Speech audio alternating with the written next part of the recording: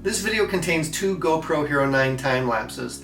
The first time lapse was captured in a 2006 Corvette, which is traveling 150 miles in only 23 seconds. Don't you wish your car could travel that fast? The second time lapse was a day to night lapse captured with the GoPro Hero 9 with a 1991 Z01 Corvette in the foreground. And in this video we're transitioning from day into night. Enjoy the video.